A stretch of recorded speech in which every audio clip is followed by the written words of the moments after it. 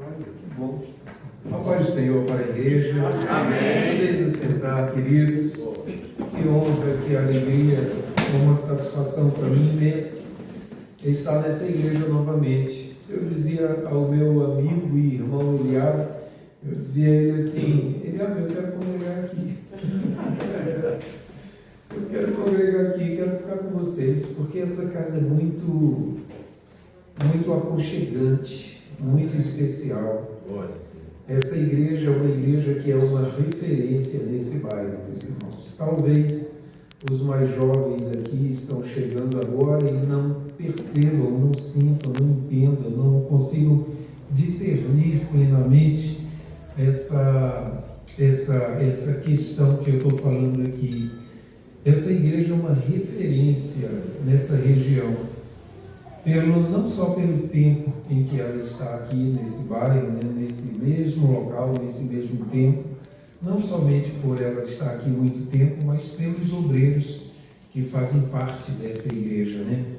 Pelos obreiros que têm experiência, obreiros que têm testemunho, igreja que tem uma conduta que chama a atenção daqueles que estão de fora, não somente os que estão em outras igrejas, porque olham para essa igreja aqui e veem aqui uma seriedade que não se encontra tão fácil por aí. Outros que não conhecem o Evangelho olham para a conduta dos irmãos, que tão elegantes, tão bonitos assim.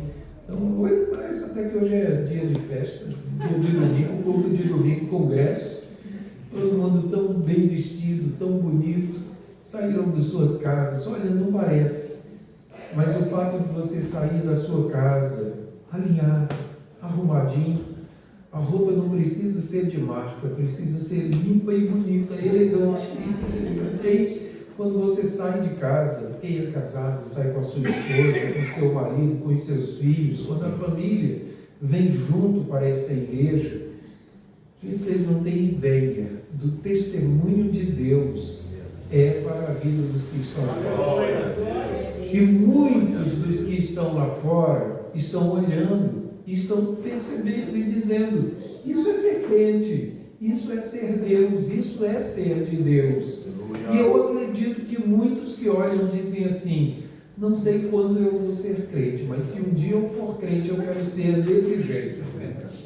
Então eu estou dizendo isso não é para massagear o ego de vocês, porque vocês não precisam disso.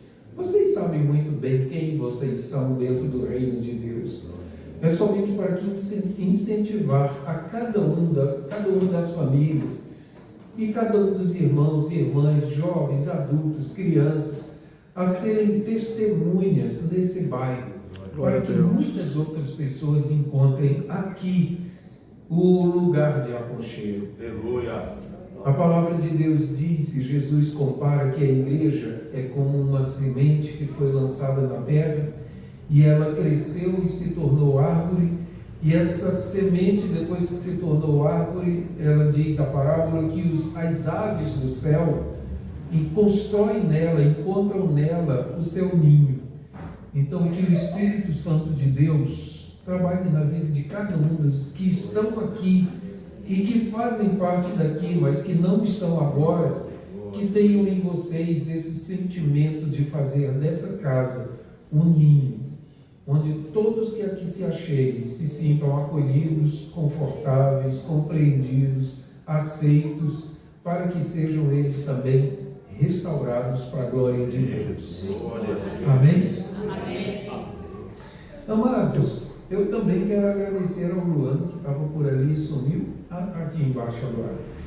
Agradecer ao Luan por ter lembrado de mim, para falar de história, né, meu amor? História com a gente mesmo, a gente ama esse termo.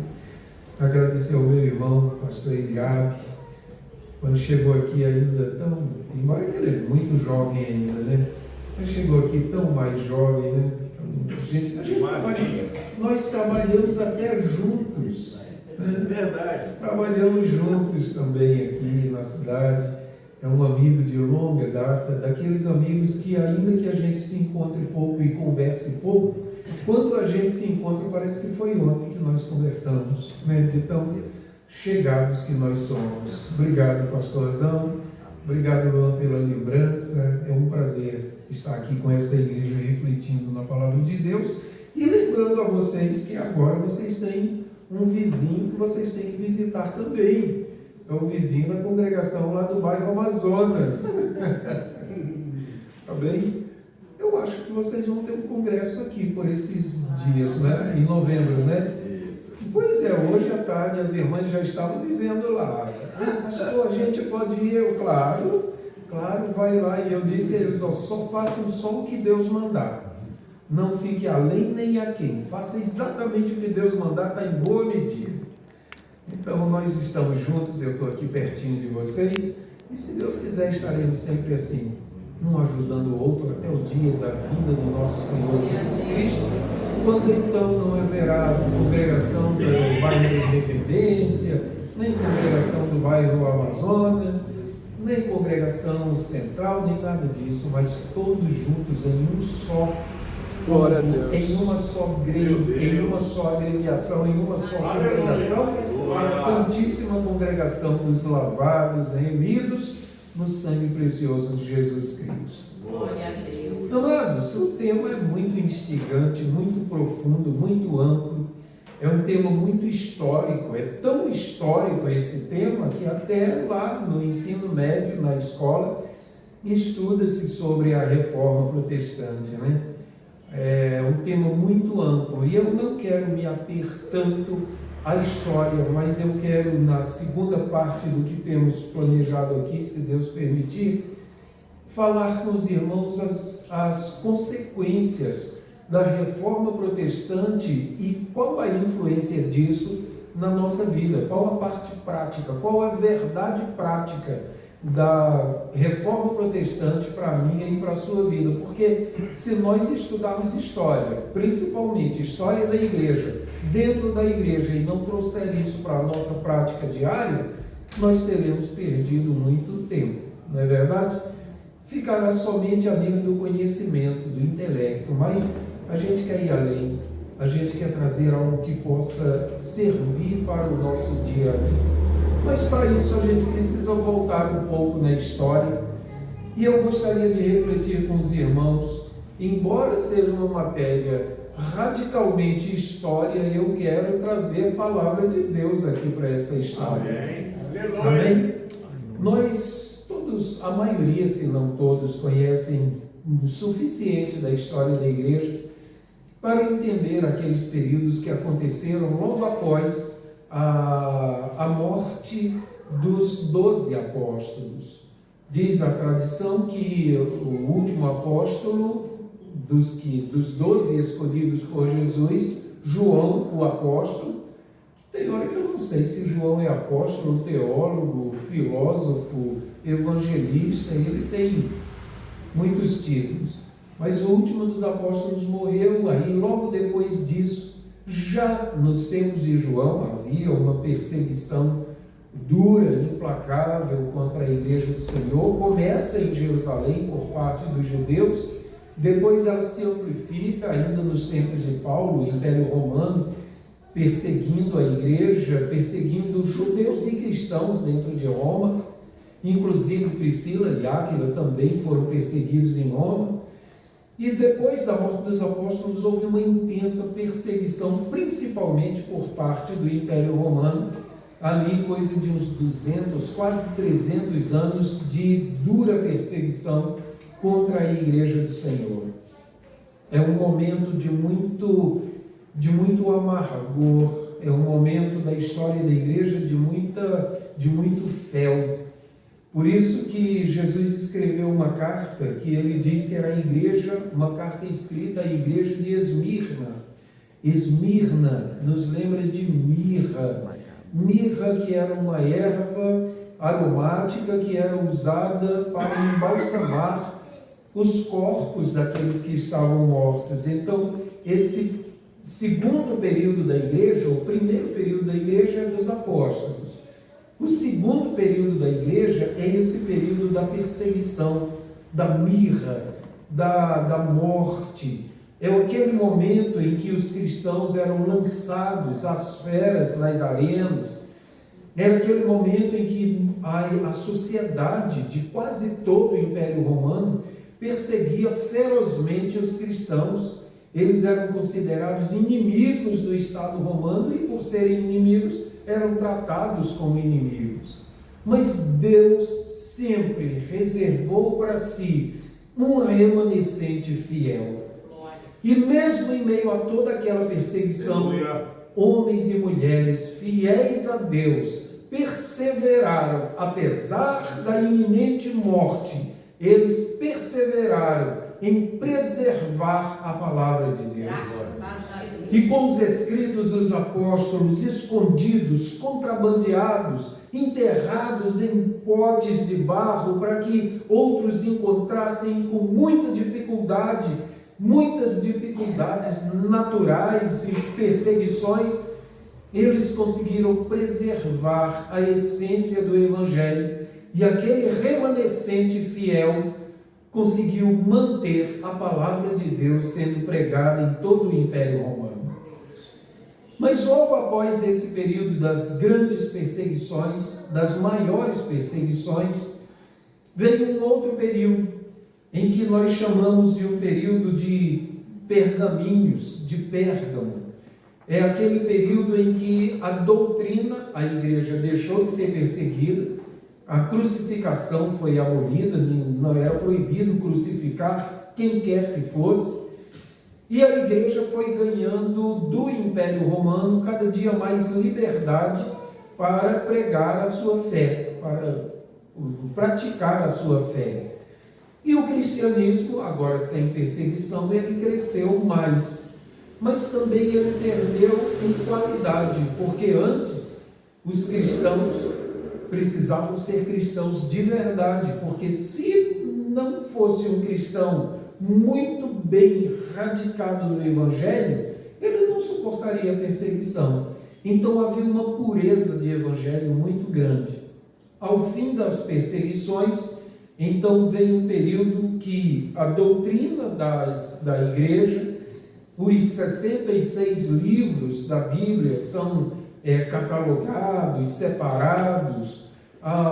Os líderes da igreja começam a celebrar alguns livros, separar alguns livros, uns que eram usados mais na liturgia, outros eram usados como história, outros como filosofia, hinos, hinários também preservados, mas também a doutrina da Bíblia, doutrina da salvação, doutrina da regeneração, doutrina dos arrebatamentos, a doutrina bíblica estava ganhando forma nesse segundo período depois da perseguição. Então é um período muito bom para a história da igreja, por causa da sua importância na formação do cânon sagrado, palavra de Deus preservada até hoje. Se nós temos porque eles separaram textos escolhidos naquela época. Mas também, nesse período, porque a perseguição romana tinha acabado, alguns clérigos, alguns dirigentes de igreja cristã nesse tempo, começaram a ganhar vantagens sobre as pessoas comuns e sobre outros líderes religiosos. O cristianismo ficou tão próximo do campo político romano que ele começou a perder as suas características, perdeu aquela pureza do tempo da perseguição.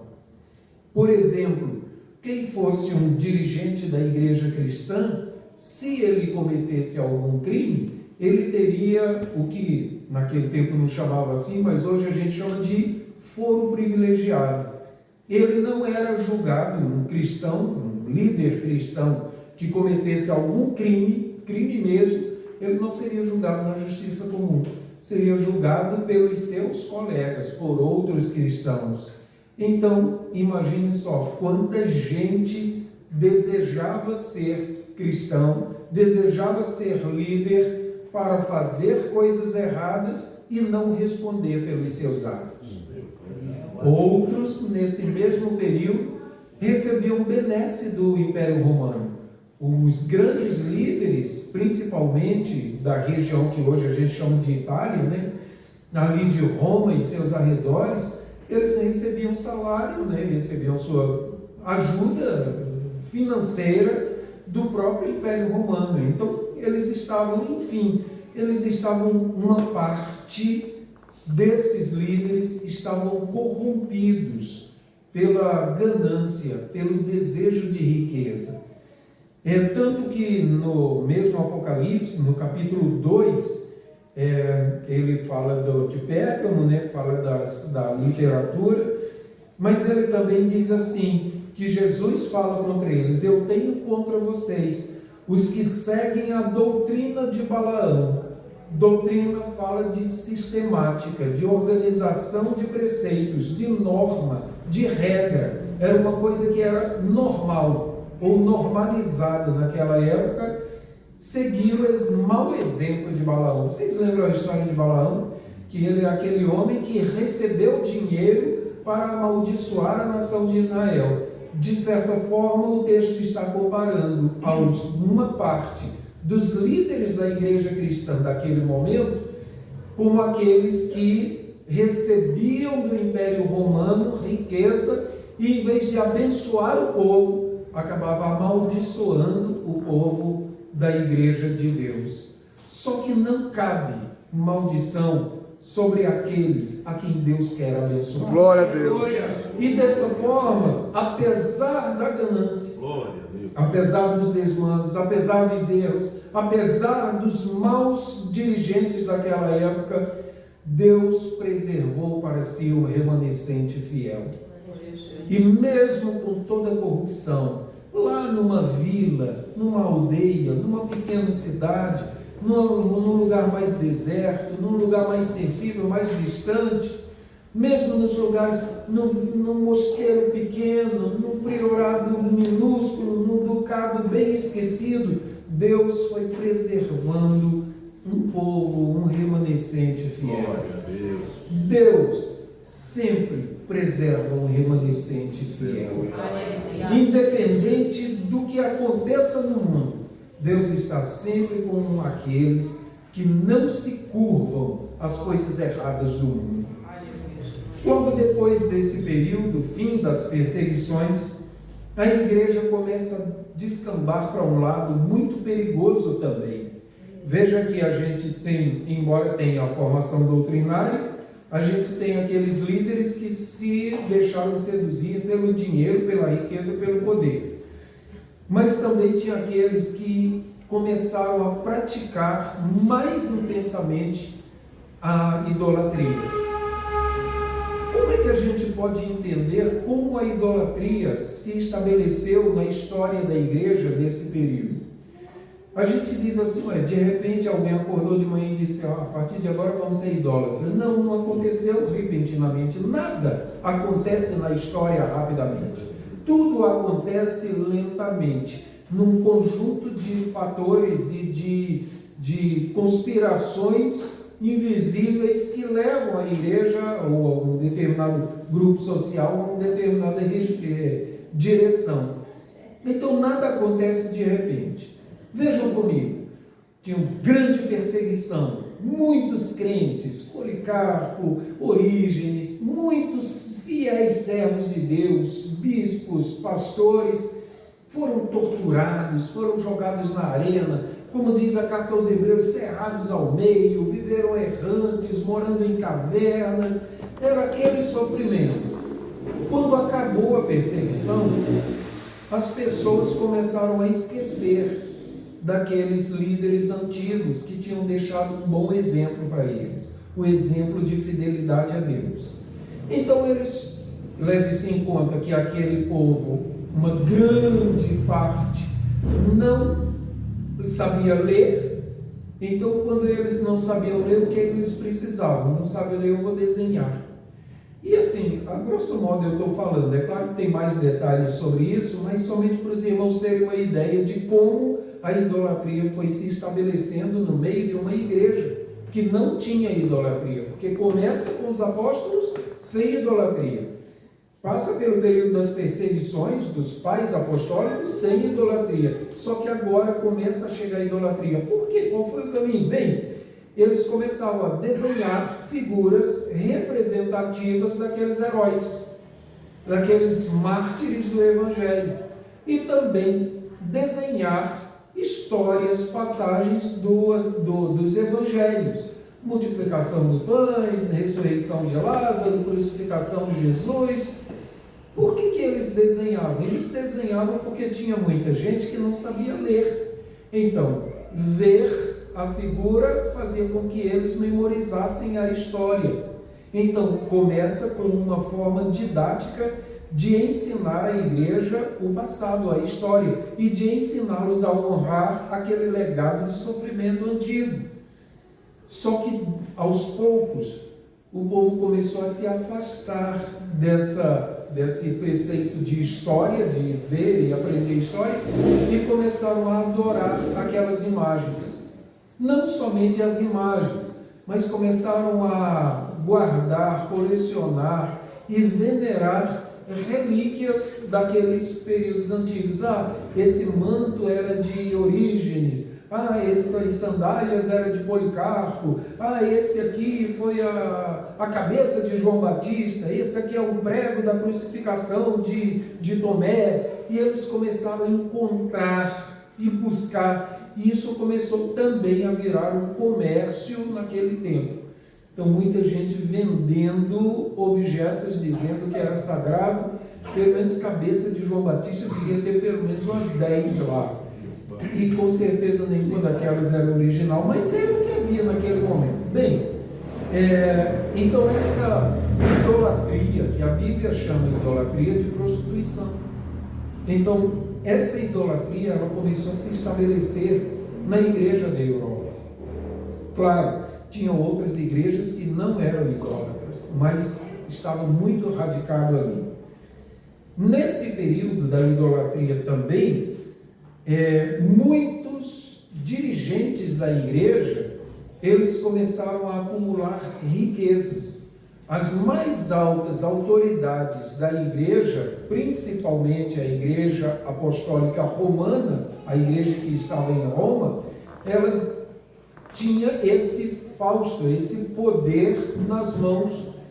E eles tinham um poder também nesse período, quando vai se aproximando da reforma protestante, eles tinham também o poder eles estavam com muito poder, inclusive o poder sobre o poder político.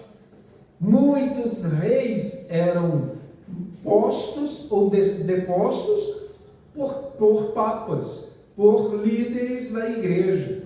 E a guerra, a briga pelo poder, pelo dinheiro, pela riqueza, pela acumulação de terras, isso a gente nem passou pelas cruzadas, em que as pessoas saíam para a guerra para, entre aspas, conquistar a Terra Santa, matar os infiéis, e por lá eles morriam e a igreja ficava com as terras do falecido que foi para lá. Então, no meio de toda essa corrupção, a igreja estava, lamentavelmente, principalmente ali do centro da Europa, estava muito longe do que Deus esperava deles. Mas, volto a dizer, também nesse período da história da igreja, nós encontramos fiéis servos de Deus, porque Deus sempre mantém um remanescente fiel. Deus continua procurando na terra e Ele encontra, porque quando Deus procura, Ele encontra os fiéis que não se curvam aos ditames do mundo. E assim, quando Martinho Lutero e outros companheiros, quando a gente fala de reforma protestante, a gente pensa logo em Martinho Lutero, que era um monge agostiniano, mas não foi somente Martinho Lutero. Outros líderes também se levantaram, e tantos quantos se levantaram denunciando os erros da igreja, tantos quantos se levantaram, tantos quantos foram perseguidos e mortos. Só que chega um momento em que eles não conseguem mais calar a voz Eles não conseguem mais matar aqueles que pregavam contra os desmandos da igreja. E Lutero foi um desses, um dos que se levantou indignado contra as coisas erradas que estavam na igreja de então. Modo a dizer, havia um remanescente fiel. E ele lutando contra o que a alta cúpula da igreja fazia contra o povo, contra a igreja, contra as pessoas humildes. A exploração, as missas e cultos e liturgias celebrados num idioma que ninguém entendia, que o povo comum não entendia, tudo celebrado em latim e em outras línguas antigas que o povo não tinha acesso. Imagine você pagar uma fortuna para um sepultamento e o sepultamento ser todo feito em latim e ninguém saía de lá confortado, porque quando a gente chega numa cerimônia fúnebre, a gente não está falando para quem está morto, porque quem está morto não está ouvindo. A gente está confortando e consolando os que estão vivos. Mas imagine se você chega numa cerimônia para confortar as pessoas falando em latim, falando em grego. Ninguém ia entender nada. Quem ia se sentir confortável e confortado por palavras que eles não entendiam? E não era somente nisso, era o casamento, era tudo mais que envolvia a igreja. Todo o idioma, quase todo o idioma falado era em latim e o povo tinha pouquíssima interpretação e não entendia o que estava. Além de não saberem ler, porque não era prática comum ter escolas. Escola para gente comum, escola para pobres, não tinha. A escola era para alguns de classe mais elevada. Então não tinha escola, não tinha leitura, não tinha muita idolatria e ainda muita falta de caráter dos que lideravam a igreja, muita ganância, muito poder acumulado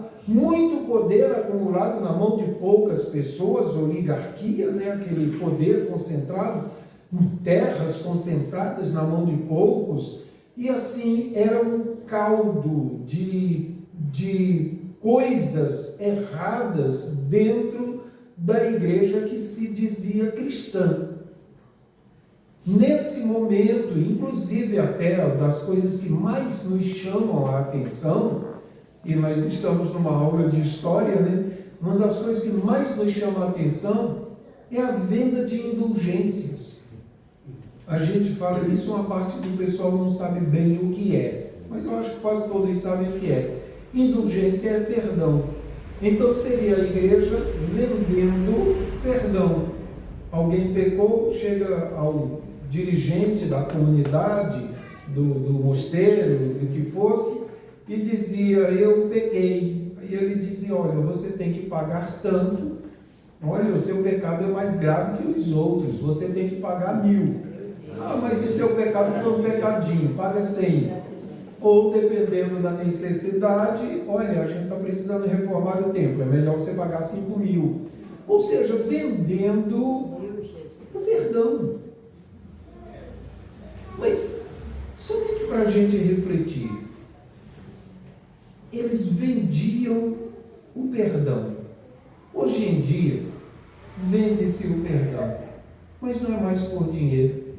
Às vezes é por uma palavra de conforto.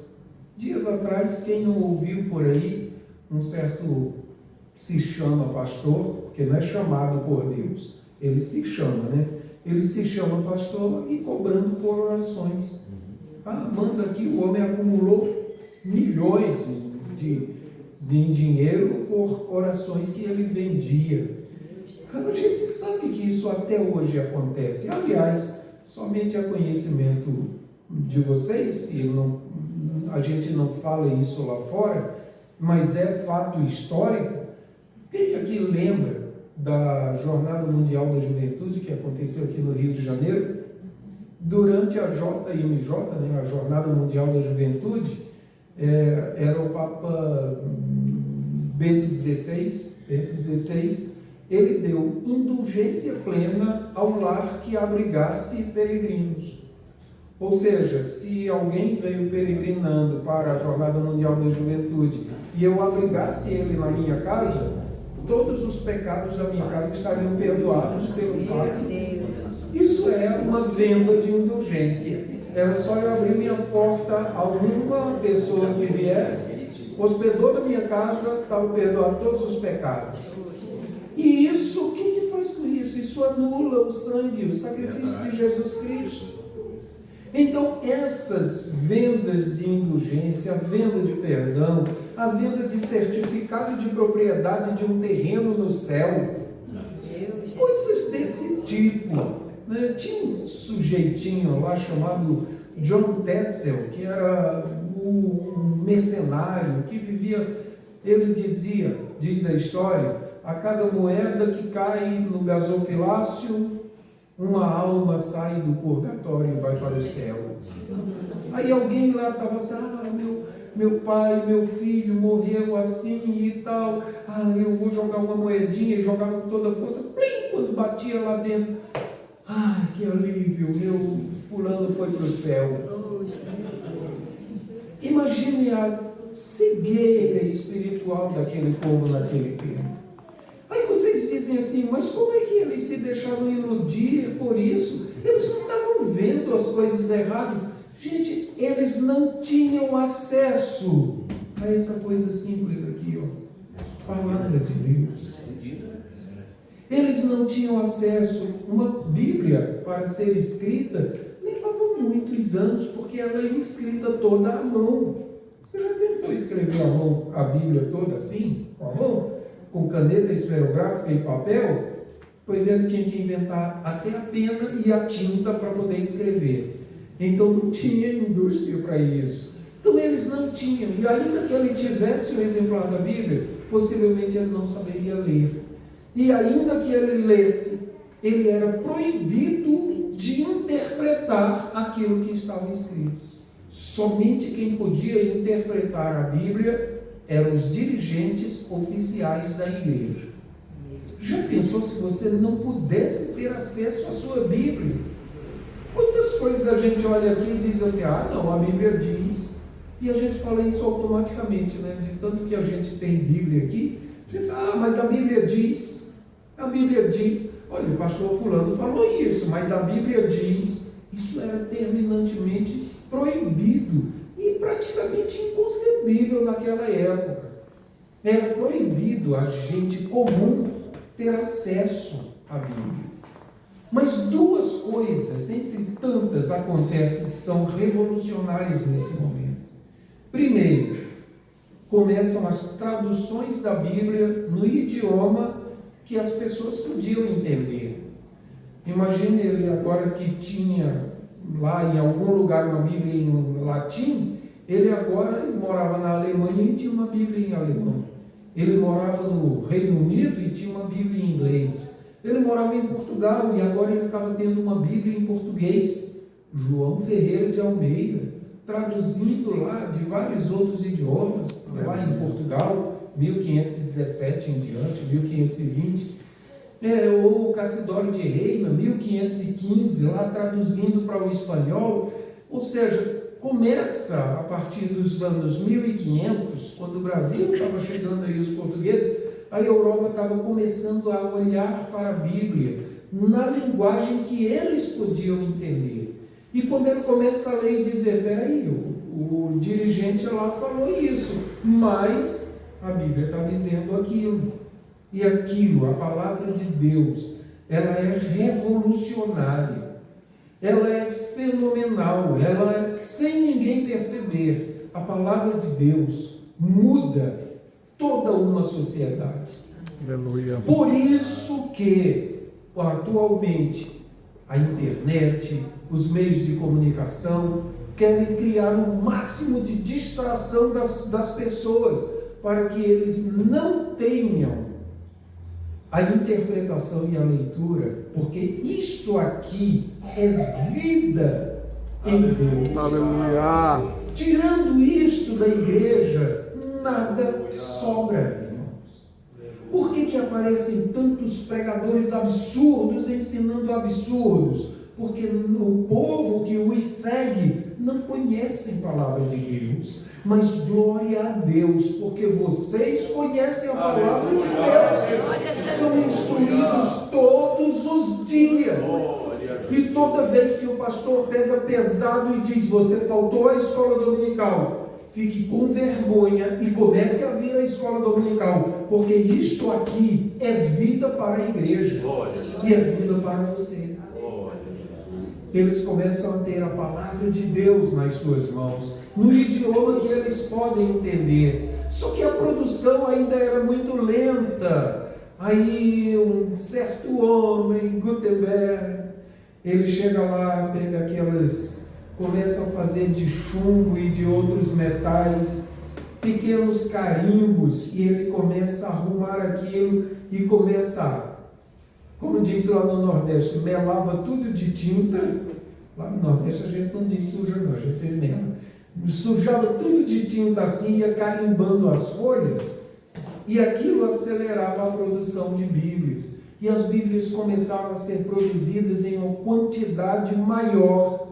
E à medida que não somente Bíblias, aliás, o primeiro livro plenamente impresso pela imprensa de Gutenberg, diz a história que foi uma Bíblia, a Bíblia de Gutenberg. Depois ele continuou imprimindo as ideias revolucionárias daqueles que se levantavam contra os governos e contra a igreja que estava desviada do projeto de Deus. Então os escritos de Martinho Lutero, não somente as teses, afixadas lá na parede, aqueles papéis incendiários, isso era uma prática comum ali dos anos 1500 em diante. A imprensa, a forma que eles tinham de compartilhar os seus pensamentos e as suas ideias, era a palavra escrita. No Brasil mesmo, a gente vê aqui no Rio de Janeiro, os papéis contra a escravidão, a favor da abolição, que as pessoas não queriam se identificar, faziam aquele texto, pregava nos muros, pregava nas portas e distribuía os panfletos. Esses papéis incendiários foram criando no povo um sentimento de revolta contra as coisas erradas que estavam acontecendo na igreja de então. E aí é que começa a ganhar corpo o que depois a gente foi chamar de Reforma Protestante, que eu digo que foi muito além de uma reforma. Aquilo foi uma revolução protestante, porque mudou o rumo de toda a humanidade. Então a reforma protestante não foi somente uma reforma de princípios que precisavam ser reformados. A reforma protestante, ela foi uma revolução, porque revolucionou o comércio. Há quem diga que o capitalismo foi inventado pelos protestantes, pelos cristãos protestantes. Revolucionou o comércio, revolucionou a educação, porque a partir da reforma protestante, igrejas começaram, porque antes não podia ter outras denominações, era somente uma. E então, a partir da reforma, começaram a surgir denominações, os presbiterianos, logo, mais depois os metodistas, mas tinha também já os anglicanos, e outros grupos, puritanos, huguenotes, e grupos que buscavam santidade independentes da igreja oficial. Então começaram a abrir em cada igreja uma escola. Vocês já viram que em igrejas históricas, normalmente, usualmente tem uma escola perto, Uma das antigas daqui do Rio de Janeiro, mais antiga do Rio de Janeiro, que é a própria Assembleia de Deus, Igreja Metodista, está lá, a Igreja Metodista, ao lado dela uma escola. Então as igrejas tinham escolas, e a partir daí, então, muitas crianças começaram a aprender a ler. Então junte-se isso, Bíblias impressas, no idioma que eles entendiam, pessoas aprendendo a ler. Isso foi criando um sentimento de revolta e de insubmissão ao que estava, às coisas erradas que estavam acontecendo. Novas denominações surgiram, a igreja foi crescendo.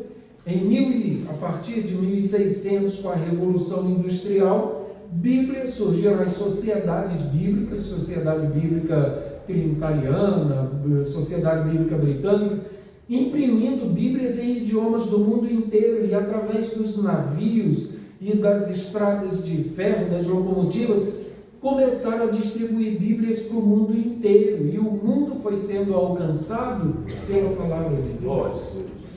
A revolta, a revolução ou a reforma protestante trouxe isso para a Europa e para o mundo.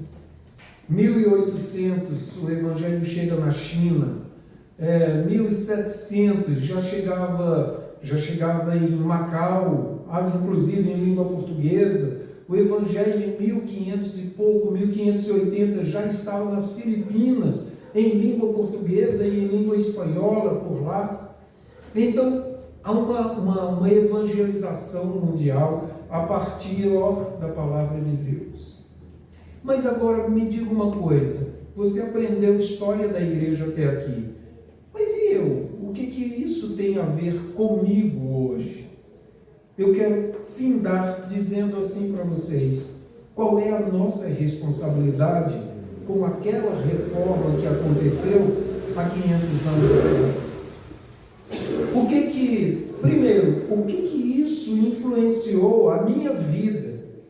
O que eu vivo hoje, que é fruto da reforma protestante, daquela reforma de 500 e tantos anos? Como dizia Martinho Lutero, e o Luane, historiador, vai gostar, Ecclesia reformata sempre est. A igreja reformada precisa se manter reformada.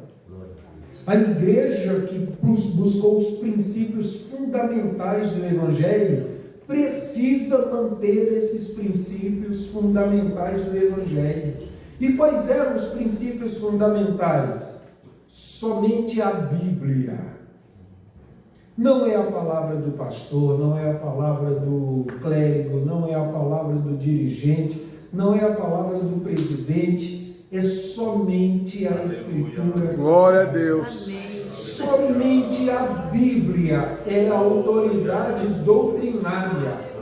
Não há salvação fora do que a Bíblia diz. Vou comprar a salvação, vai perder seu dinheiro, porque a Bíblia diz que é pelo sangue de Jesus. Aleluia! O princípio fundamental da reforma protestante, somente Bíblia. Igreja de Deus. Por quê? Aí eu digo como o apóstolo Paulo aos Gálatas, quem vos iludiu, quem vos seduziu a deixar a palavra de Deus e seguir aos que os homens inventam, suas filosofias, suas ideologias, seus pensamentos humanos, suas histórias da carochinha, histórias sem fundamento, conversa para boi dormir, larga disso e volta para a Bíblia, meu irmão. Qual é o fundamento que a reforma protestante trouxe para a gente e a gente tem a responsabilidade de manter? Só a Escritura. Somente a Bíblia. Somente a Bíblia. Mas a Bíblia não fala de tudo. A Bíblia não é um livro de história, nem a Bíblia é um livro de matemática. A Bíblia é um livro de preceitos. A Bíblia é um livro de doutrinas. Os costumes mudam, mas a Bíblia e a doutrina continua a mesma. O modo de vestir na igreja muda, porque isso é costume, mas salvação em Cristo, isso não vai mudar. Glória a Deus. E não deve mudar. Temos que lutar para que só a Escritura, para que somente a Escritura continue sendo a nossa regra de fé, de prática, de conduta, de decisão e de vida. Outra regra deixada, outro fundamento dos reformadores para a nossa vida, que nós temos a responsabilidade de manter: sola gratia, somente a graça de Deus. Não há salvação fora da graça de Deus. Glória a Deus. Não há salvação fora da fé em Jesus Cristo. Aleluia. A fé que não vem de nós é dom de Deus, Aleluia. é graça de Deus, é carisma de Deus, é bondade de Deus. É interessante que alguém poderia dizer assim: não, a fé para crer em Deus é minha. Afinal, você não pode crer por mim, nem você pode crer por mim. Sou eu que creio, é um ato meu. E por mais que Deus seja Deus, se eu não crer, como se a fé fosse sua, né? Se eu não crer, então Deus vai ficar sem mim. Alguém poderia dizer: desculpa, Senhor, o Senhor providenciou tudo, Jesus tal, mas tem uma coisa que fui eu que fiz, eu criei. Agora eu te lembro uma coisa: somos devedores de Deus, porque de que adiantaria você ter toda fé se Deus não tivesse dado o seu único filho para redimir-nos dos pecados?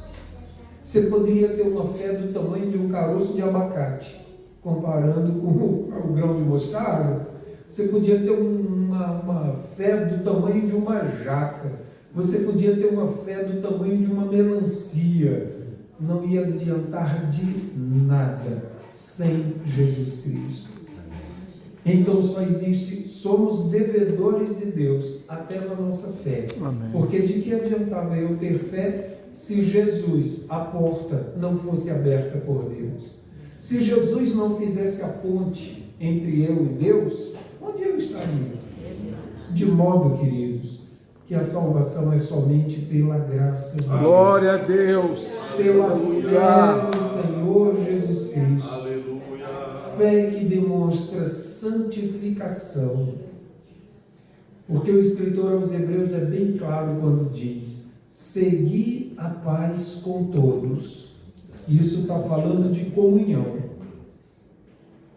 Atualmente existem os desigrejados, aqueles que dizem: estou salvo, mas estou na minha casa. Não, eu não congrego em igreja nenhuma. Eu estou assistindo o culto pela live, eu estou vendo o culto pelo YouTube. Aliás, esse canal não está me ajudando, ele não está falando o que eu quero ouvir. Vou trocar, vou procurar um outro pastor, vou procurar outra igreja, vou procurar outro, e sai procurando ali para achar uma que vai dar uma palavra que vai agradar ao seu coração. Essa pessoa não está congregando. Ele é um mar morto, que só recebe o que sai da televisão para ele, mas ele não reparte com ninguém. O Evangelho é Evangelho de comunhão, é Evangelho de estarmos juntos. Eu tenho que edificar vocês e vocês têm que me edificar. Eu tenho que ajudar vocês na fé e vocês têm que me ajudar na fé. Esse foi um grande ensinamento também da Reforma Protestante, porque antes da Reforma Protestante, a pessoa só tinha perdão se o seu padre, ou clérigo, ou bispo, se o seu líder religioso quisesse lhe perguntar. Por isso que tinha um confessionário. Eu pequei, ele dizia: faça isso, isso e isso, você vai ser perdoado. Como se a salvação fosse pelos nossos méritos. Aí, e se ele quisesse dizer: não, o que você fez foi muito grave, não vou te perdoar. Acabou, a pessoa saía de lá se achando indo para o inferno, porque não encontrava. Porque eles diziam: vejam, irmãos, vejam que conceito perigoso. É o conceito do sacerdócio. Antes da reforma, todos tinham que ir ao seu líder cristão, que era o seu sacerdote. Mas a Bíblia diz, aí a gente tem que ir para a Bíblia, a Bíblia diz que todos nós, crentes em Cristo, somos sacerdócio real. Se somos sacerdócio, eu sou sacerdote, você é sacerdote. Glória a Deus. Todos nós somos sacerdotes de nós mesmos, porque a nossa oração tem acesso a Deus por Jesus Cristo, nosso sumo sacerdote, e somos sacerdotes dos nossos irmãos, porque quando eles nos pedem oração, nós estamos intercedendo a Deus via Jesus Cristo, o nosso sumo sacerdote. Então a reforma protestante transformou todos em sacerdotes. Ao mesmo tempo, todos nós somos sacerdotes de nós mesmos e do próximo. Então a reforma protestante trouxe sobre todos a responsabilidade com a salvação do seu irmão. Isso é um princípio muito importante. Você é responsável pela salvação do seu irmão. Não, você não vai responder diante de Deus por ele, mas você é responsável por ajudá-lo na fé. Por isso que o apóstolo Paulo tantas vezes ensina: se você faz alguma coisa e isso escandaliza o seu irmão, pare de fazer, para não escandalizá-lo, para não destruir a fé do seu irmão. Então todos nós, sacerdotes uns dos outros, tendo Jesus como o nosso sumo e único sacerdote. Amém? Então esse é um legado da reforma protestante também. Sola fide, sola escritura. O que mais, Luan? Me ajuda a lembrar? Sola gratia, né? Eu falo, sim, sola fide, só a fé. Eu não tinha falado da fé. Só a graça, só a escritura, só a fé. Só existe salvação pela fé. São princípios da reforma protestante, queridos, que vem passando de geração a geração. E nós não podemos esquecer dessas coisas. Está bem, meus queridos?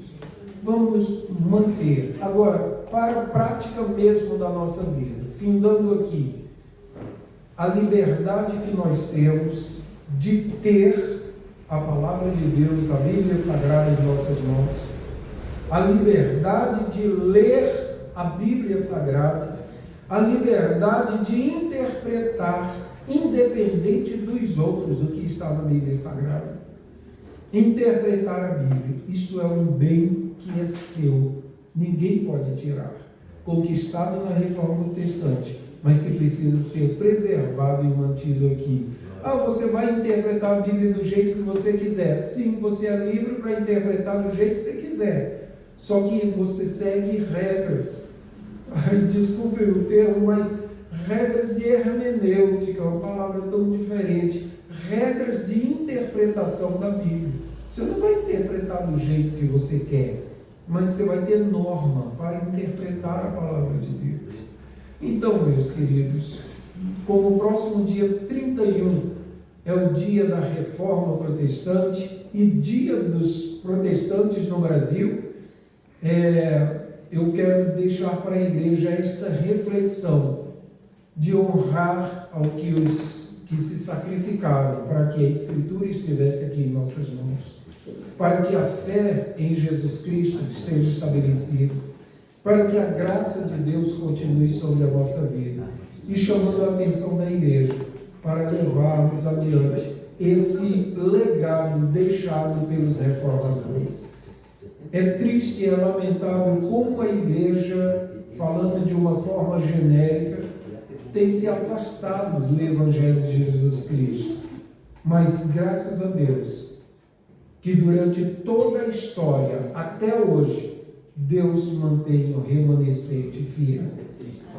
E eu tenho certeza e fé em Deus, que aqui há um povo que faz parte do remanescente fiel. Não importa o que os outros fazem. Quem és tu para julgar o servo alheio?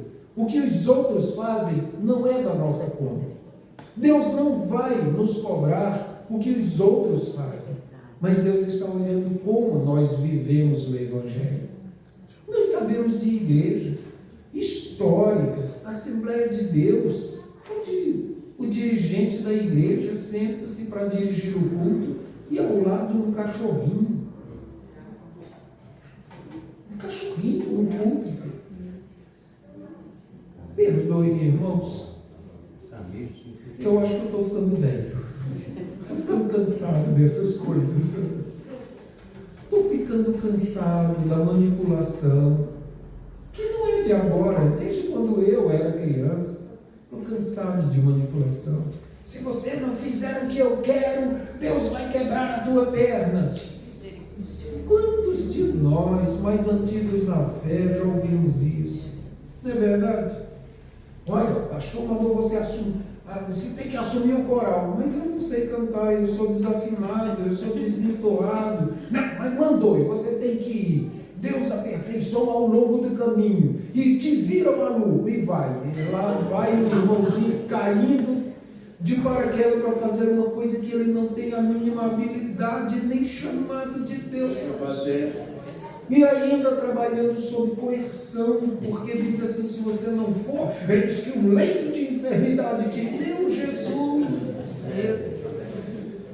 Quem é da minha idade aqui sabe do que eu estou falando. E até hoje, quanta manipulação. Mas olha, irmãos, o antídoto continua aqui, ó. Palavra de Deus. Glória a Deus. A vacina continua sendo essa. A vacina da palavra de Deus. Se encha de palavra de Deus, para que esses ventos de doutrina não venham a interferir na sua salvação e no crescimento da igreja. Vindo dizendo que continuem servos de Deus, exemplo nesta sociedade corrompida e perversa, porque essa é a nossa parte dentro da infinita reforma protestante. Somos reformadores, sim, porque precisamos manter a igreja reformada e fiel aos princípios da palavra de Deus. Pastor, obrigado. Você vê que o tema da reforma é tão importante que no dia que se comemora a reforma, o que é comemorado do satanismo? O aniversário de Lúcifer. É o mesmo dia. Podia ser qualquer outro dia, mas é nesse dia, porque eu vejo que a reforma, ou o processo que gerou a reforma em si, ela trouxe a igreja para o retorno, as escrituras, evidentemente, a fé, e isso abalou. Porque se não houvesse, estaria indo para as trevas, para o mundanismo, estaria pior do que é hoje, mas a reforma trouxe a igreja ao que era. Ao princípio. E hoje em dia que querem novamente voltar a deturpar a palavra. E a gente entra em outro princípio, pastor Felipe, a gente entra em outro campo, a apropriação cultural, a imposição cultural, a mídia, o filme, a novela, as mídias em geral. É o dia das bruxas. Gente, eu nasci no Brasil, paraibano de Campina Grande, meu filho, vizinho de Eliabe de Recife. Gente, não vem para cima da gente com essa história de dia das bruxas, de Halloween. Que Halloween, coisa nenhuma. Para a gente sempre vai ser o dia da reforma protestante. Não se deixem iludir. Olha como as nossas crianças são bombardeadas e ainda se espantem, porque tem igreja evangélica. Cabelo maluco também, cabelo maluco. Ainda tem isso, né? Meu Deus do céu. Jesus, amado. Para não copiar o mundo, troca o nome. Em vez de ser festa junina, agostina, é festa jesuína. Festa do milho, misericórdia. E no final vai sendo o mesmo da mesma coisa, só muda o nome. Prega o evangelho que dá tudo certo. Só isso. Sabe, esse negócio de Halloween é uma imposição cultural, uma dominação cultural. Gente, nós somos, irmãos, por favor, nós somos assembleianos raiz. Aleluia. E precisamos continuar assim. Eu quero terminar com a palavra que comecei. Esse bairro respeita essa igreja porque ela ainda defende os princípios radicais da palavra de Deus, preservada por uma denominação muito séria e respeitada. Se perder isso, perdeu a razão de ser. Virou clube, virou parque de diversão. E isso a gente precisa vigiar tudo. Então, para ficar bastante feliz, a gente fala em latim, Ecclesia Reformata, Reformata Semper Est. A igreja reformada precisa permanecer nos princípios da reforma protestante, de somente a fé, somente a fé, somente a Escritura, somente a graça de Deus e somente a palavra de Deus. Bem, Deus abençoe a todos, em nome e para a glória do Senhor Jesus Cristo. Amém. Lembrando ao dirigente e a todos, a congregação do Amazonas está de portas abertas para vocês.